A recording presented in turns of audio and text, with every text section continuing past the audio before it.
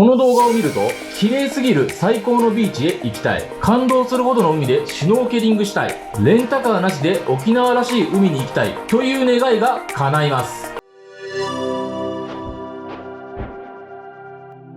沖縄本島でビーチを探すとき、慶良間諸島をお忘れの方が多くいらっしゃるみたいですが、慶良間諸島には最強ビーチがいっぱいです。那覇から日帰りで行けます。慶良間諸島は那覇市内泊港から船で行くことができる場所です。離島ですが、離れているのは40キロほど。那覇市内から肉眼でも見える離島です。今回は慶良間諸島の有人島である座間味島、赤島、渡嘉敷島とその周辺の無人島からレベチなビーチを10カ所紹介いたします。それでは早速行きましょう。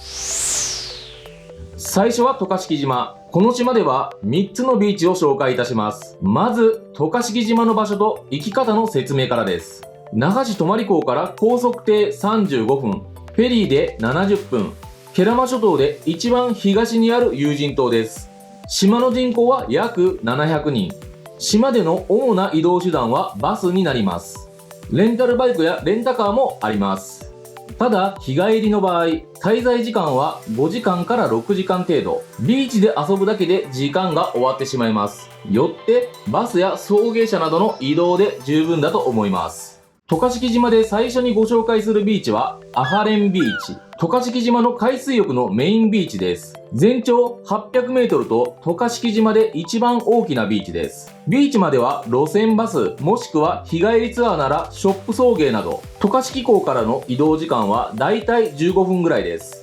このアハレンビーチ、遊泳区域内にはいくつかサンゴ礁があり、この周辺に行けばカラフルな魚がいます。天気の良い日は特に景色も最高。ただ、照りつける日差しは強烈です。どのビーチでも日焼け対策はお忘れなく。シャワー、トイレあり、シュノーケルセット、浮き輪、タオル、パラソルなど各種レンタルもあります。ビーチから徒歩1、2分で食事ができる店舗も数軒あります。監視員がいるビーチで、シュノーケルの際、ライフジャケットの着用が必要です。南風が入ると波が立ちやすいビーチでもあります。海水浴、シュノーケリング、どちらにも向いています。遊泳区域内で沖縄本島のビーチと比べると、透明度やサンゴ礁、魚の数、全然違います。お子様や高齢者の方がグループにいらっしゃるなら、施設面やアクセスも加えておすすめできるビーチです。次にご紹介するのは、花里島。アハレンビーチから渡れる無人島です。渡嘉敷島に行く場合で、シュノーケリングと感動する海を見たいなら、私はここをおすすめします。渡し船の料金は、ライフジャケット込みで2000円。無人島まではジェットスキーが引っ張るバナナボートで向かいます。私はシュノーケリングセットも借りたので、合計2500円で無人島へ向かいました。アハレンビーチから見える花里島は、だいたい5分ぐらい。ゆっくり引いてくれるのと、波もなかったので、持ち物も特に濡れることがなく、島に到着しました。場合により持ち物が濡れることもあるでしょう。濡れてダメなものは持っていかない方が無難です。抜けるようなスケスケの透明な海。海の中ってこんなに見えるんだと驚くと思います。それでは早速海の中見てみましょう。透明度はアハレンビーチよりも高いです。サンゴ礁が連なる部分に到着。魚もたくさんいます。海の中の景色は透明度が高いのもあり、とてもいいですね。海の底は白い砂が堆積していて、キラキラ綺麗です。ただ、沖の方のサンゴ礁は、この時間水面から距離があり、魚までの距離も少し遠いなと感じました。探すと、サンゴが近くで見える場所もありました。サンゴ礁自体の密度はそこまで大きくないですが、美しい透明度、高い海に感動します。いい写真もたくさん撮れると思います。透明度が高い海でシュノーケリングして、魚もサンゴも見たい。そして映える写真も撮りたいなら、本当におすすめです。トイレはありません。済ませてから出発しましょう。飲み物もありません。持っていきましょう。シャワーはアハレンビーチに戻ってから利用してください。この花里島に行くために借りたシュノーケルセットはアハレンビーチでも使用できました。この花里島までの行き帰りの時間は希望も聞いてもらえますが、一人の場合、他の方と同乗して行くことになります。私も今回渡るときは一人でしたので、他の方と時間を合わせて一緒に島へ渡りました。渡嘉敷島はもう一つ有名なビーチがあって、それが渡嘉敷ビーチ。私は今回初めて渡嘉敷ビーチへ行きました。アハレンビーチには何度も行ったことがありますが、その道中、綺麗な景色が目に入ってきましたが、そこが渡嘉敷ビーチでした。景色だけでなく、ここのビーチ、ウミガメが見れるビーチとしても有名。ビーチから海に入り、ウミガメが見れるのはさすが慶良間諸島。ここへは路線バスがなく、日帰りで行く場合、日帰りプランで行く、もしくはレンタルバイク、レンタカーで行くの2択になります。自転車でも行けなくはないですが、この道のりなのでしんどいです。あと、日帰りの場合、時間が限られてますので、移動手段をレンタルしても持て余すと思います。日帰りプランに申し込んで行く方がお得です。ウミガメを海の中で全く見たことがない方は、岩と見間違うかもしれません。ビーチにいるウミガメは餌を食べているので、口だけ動いて体はじっとしてます。よく見ないと見逃します。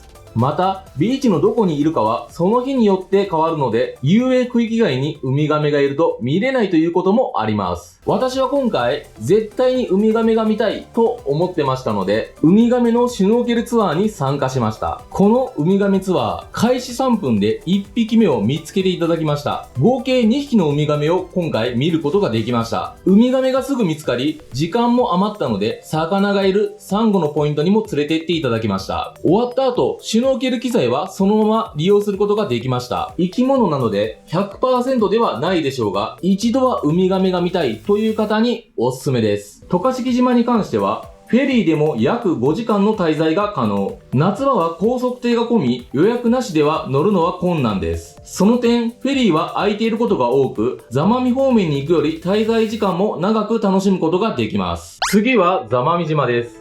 座間味島では周辺の無人島を含め4つのビーチをご紹介します。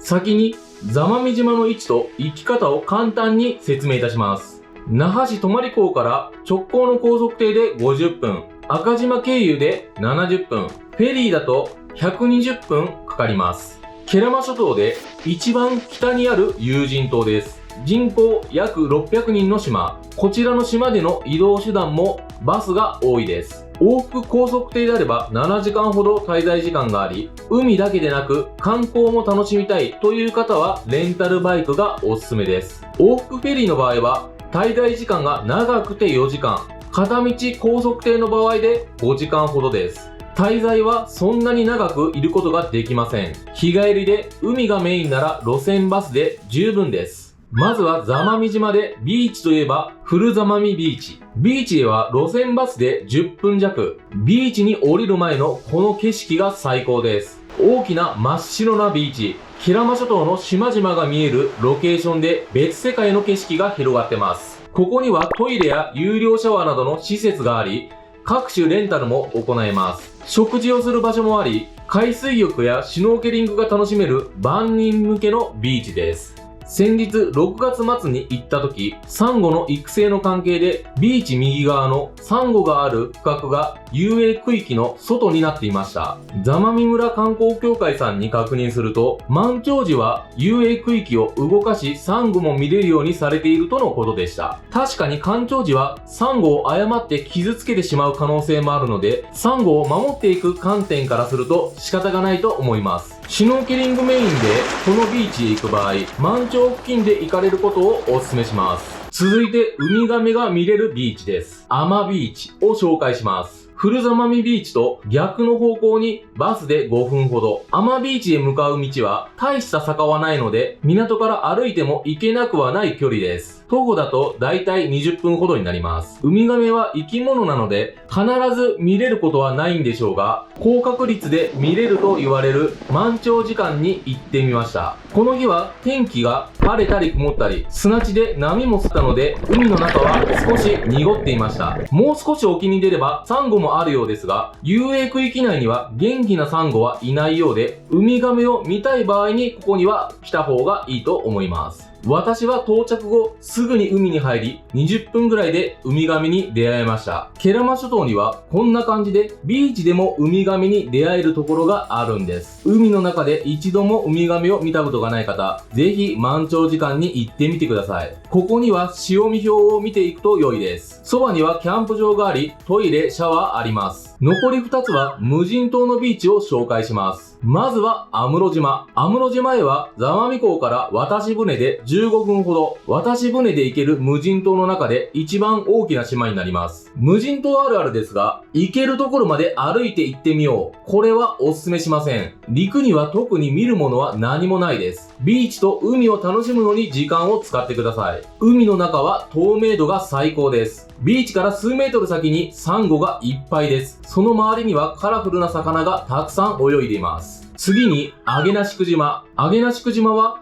座間味島から渡し船で10分ほど。島の先端からは座間味港がよく見えます。ここのビーチも安室島同様すごいです。さすが離島の離島。ビーチエントリーでこのサンゴの多さです。安室島、アゲナ宿島ともに無人島ですから何の施設もありません。トイレもないので行く前に済ませましょう。予約が必要なのかについては満席だと待ち時間が増え滞在時間が短くなってしまうのと人時間によっては行けない島もあるので事前に確認して予約するのがおすすめです。料金はこんな感じです。渡し船でシュノーケル機材のレンタルもできます。もう一つ、ガヒ島という無人島もあります。私は安室島、アゲナ宿島の2つに行きましたが、どちらの島もおすすめです。甲乙つけがたい透明度とサンゴ礁の美しさをぜひ体験していただきたいです。ただ、何の施設もないので、あまり小さなお子様がいる場合は向いていません。その場合は施設が整ったフル座間味ビーチがおすすめです。この2つの無人島は、サンゴや魚をシュノーケリングでがっつり楽しみたい方におすすめです。座間味島のビーチに関して、現在監視員が常駐しているビーチはありません。泳ぎが得意な方でも体調やその場の出来事で海中で慌ててしまう場合もあります。安全なシュノーケリングのためにもライフジャケットの着用をおすすめします。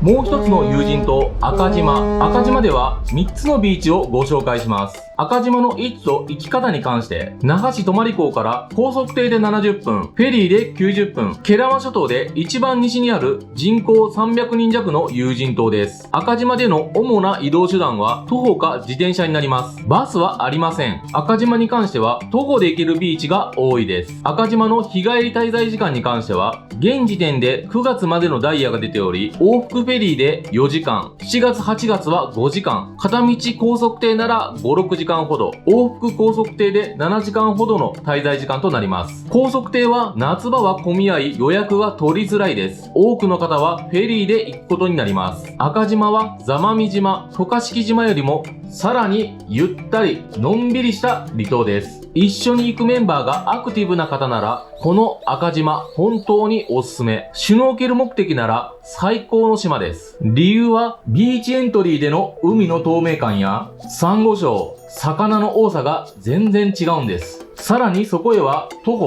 自転車で行ける距離だということ。そして、慶良間諸島独特な島が点在する絶景。往復フェリーでの滞在時間の長さも魅力です。赤島の3つのビーチ紹介していきます。まず1つ目、北浜ビーチと書いて西浜ビーチと読みます。場所は赤島の西側に位置しています。ビーチ入り口にはテラスがあり、そこからの景色素晴らしいです。赤島の中で絶景といえばこのビーチ。ビーチの大きさも今回紹介する赤島のビーチの中でも一番。海の中はというと透明度抜群です。目の前の海は座間味で紹介した安室島とこの赤島に挟まれ南北に伸びています。ここには赤島唯一監視員がいて遊泳区域も存在します。サンゴ礁は沖の遊泳区域ギリギリから先に伸びていて遊泳区域内にはサンゴ礁は少ないです。少ないとはいえ遊泳区域奥ではサンゴが見え魚も楽しむことができ透明度高い海を楽しむことができます。南北に伸びる海は日や時間により流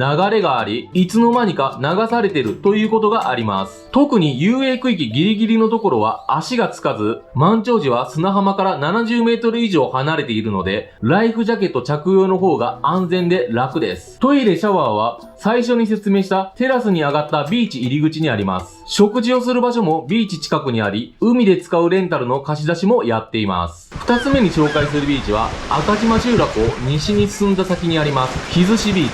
ビーチへの入り口は知っておかないと本当にこっちにあるのと不安になるような場所にあります。日寿司ビーチは森と岩に囲われたプライベート感あるビーチで2、30メートル沖に向かうとサンゴ礁がものすごいです。周りの雰囲気とサンゴ礁の凄さ、本物の隠れビーチに出会えた気がしました。今回、岩に囲われたギリギリのラインまで行きました。だいたい50メートルぐらいでしょうか。今回、波が少しあり、これ以上沖に出ず、ここまでにしました。この先、見える限り続いているサンゴ礁は本当にすごかったです。ビーチは白いですが、サラサラの砂ではなく、バラスが多く、ビーチから近い場所にはサンゴがないです。綺麗なサンゴ礁を見るなら、この辺りまで進む必要があり、小さなお子様がいらっしゃる場合は、西浜ビーチへ行かれた方が良いと思います。トイレシャワーなど施設は一切ないのと、ビーチ入り口からビーチに出るまでの坂は急です。他のビーチに比べ行くのが大変だと思います。港からは歩いて15分から20分ほどの距離になります。最後に紹介するビーチ。港から近く歩いて行けます。赤ビーチ。私が日帰りでケラマ諸島へビーチへ行くなら、波の有無にもよりますが、条件が良ければ迷わずここへ行きます。その理由は、行きやすさ、サンゴの密度、ウミガメに会いたいからです。港から徒歩5分ぐらいの場所になります。港から近すぎて、本当にここにサンゴあるのと海に入るまでは疑心暗鬼でした。ビーチはこんな感じです。右側がテトラポット、左側は小高い丘、そしてビーチから見える先にはゲルマ島、囲われているビーチです。ここへ行く時の条件としては、満潮時間付近、海が濁っていないことです。それでは海の中へ入ってみましょう。満潮14時の日の12時頃の海の様子です。入ってすぐは砂地。少し進んでみましょう。だんだんと景色が変わっていくの分かりますか？少し沖に向かうとサンゴが現れ、その周りを群れる魚たちが見えてきます。この辺りから透明度が増してきます。このビーチは南向きですが、ゲルマ島の影になっているおかげか、波は穏やかです。このビーチ、ウミガメも頻繁に目撃されているビーチです。合わせてウミガメが見れるタイミングで来るのが良いです。